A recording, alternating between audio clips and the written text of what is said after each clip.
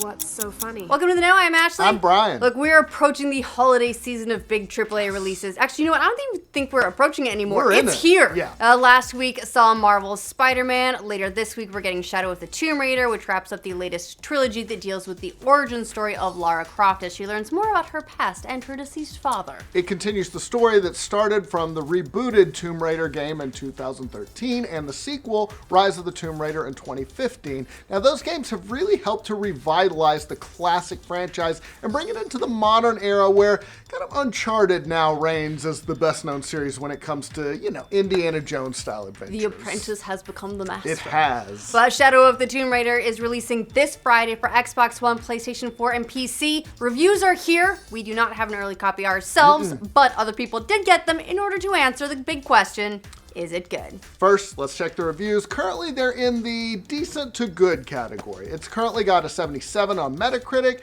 an 81 on OpenCritic, and the reviews were all over the place. Some gave it really high marks, others, not so much. Of the bigger sites, IGN loved it, giving it a 9, writing, "There's so much to enjoy in a game that's stuffed to the brim with ideas and devilishly challenging puzzles. I can't wait to see where Lara goes next." Eurogamer called it a well-crafted and polished experience, and when the game actually gives you full control and leaves you alone to seek out its quieter mysteries, it can render you wide-eyed with wonder. GameSpot knocked it though, giving it a 6 and saying Lara Croft as a character was hard to empathize with in this game. They also said the core mechanics that have been with the series for half a decade are starting to show their limitations. Like we said, the game wraps up the rebooted origin story for Lara Croft, and it's a dark and gritty tale following her to South America while she's trying to stop a Mayan apocalypse, which she kind of triggered. You know what it reminds me of? Yeah, a little bit. It reminds me of the follow-up to Sands of Time for the Prince of Persia series, and suddenly it's all about like a guy liner and angry rock music.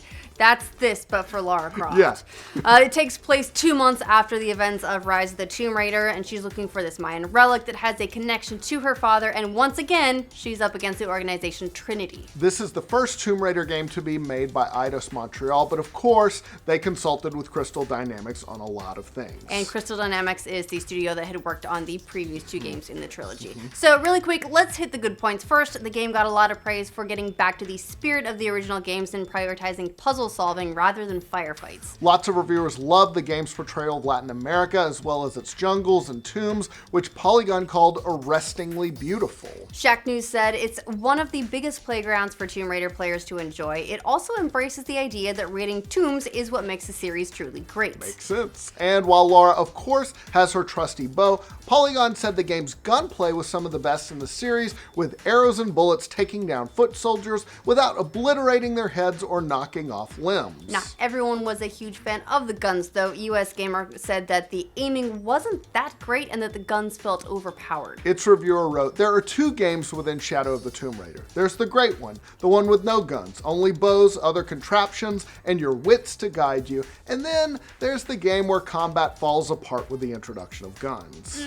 But Lara isn't all bows and guns in this game. She also actually has a rappel ability, which gives her all kinds of new movement options. She can also stealth kill while swinging from vines and cover herself with mud to camouflage herself from enemies. So, bit of fun stealth stuff there. Yeah. IGN wrote that the rappel ability allows for level design that's much more vertical than anything this young Lara has seen before. It added, "The simple act of moving from one area to another is often a dizzying mix of up and down and side to side, swinging from one wall to another, catching yourself with your pickaxe at the very last second, with animations that convincingly convey her struggle to hang on for dear life." And without giving any spoilers, the game's story does take a dark turn in Shadow of the Tomb Raider, incorporating the morality of swiping ancient treasures and all the ramifications that go along with that. You know, the bits that we like to gloss over because it's like, oh, hey, it's fun, let's just go steal ancient stuff, whatever. What could go wrong? Yeah, but this takes it a little darker turn. But lots of reviewers felt like there just wasn't a lot of personality or charisma when it came to Lara Croft.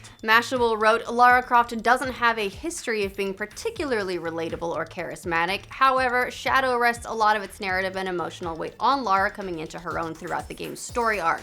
And unless I'm really missing something, that doesn't seem to actually happen. Ooh, and Eurogamer said, it's been 3 games and this reboot has yet to show Lara exhibiting any real passion or enjoyment for what she does. It all comes across as a duty she's obligated to fulfill, instead of focusing on the thrill of discovery and the wonder of far-flung, forgotten corners of the world. This series was all about a contrived revenge story that no one asked for. Which is a bit of a bummer. It's that whole, well, some people get into the whole reluctant hero thing, other people don't. like it. Sounds like they're not really into the reluctant hero.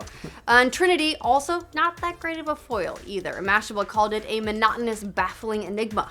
Variety wrote, it's unfortunate that the developers didn't spend as much time tuning the game's story and how Croft fits into it as they did in building out her world and making sure the game found its balance between rewarding challenge and off-putting difficulty. The voice acting also was roped by a lot of reviewers. VG247 wrote that voice actor Camilla Luddington delivers her lines like she has dual pistols to her head. Speaking of, ooh, yeah, there's a clip going around of an awkward laugh. Yeah, it's not from Lara Croft, but from another character. It's kind of like that Final Fantasy X laugh. Yeah. Well, hey, look, let's talk about the Final Fantasy X laugh for a second. It's supposed to be like that. It's supposed to be awkward and forced. That's what they're doing in the scene. He was doing it on purpose, right? Yes, Yeah. exactly. All right, hold on. Back to talking about I like that you defended the honor of Final Fantasy X. Don't come for Final Fantasy X, okay? You got her to deal with.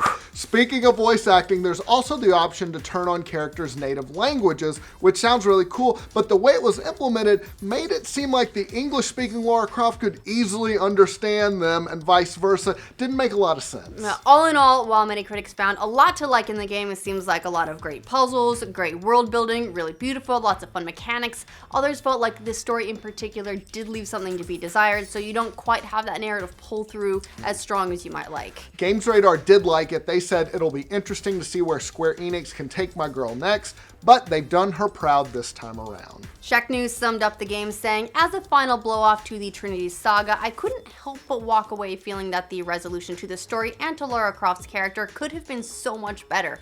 But in terms of a pure Tomb Raider game, Shadow of the Tomb Raider is everything a bold explorer could ask for, giving players a vast jungle to explore and daring them to master it. Nice. So that about wraps up the reviews for Shadow of the Tomb Raider. You planning to pick it up? What do you think? Let us know in the comments. Done with Spider-Man yet? Yeah.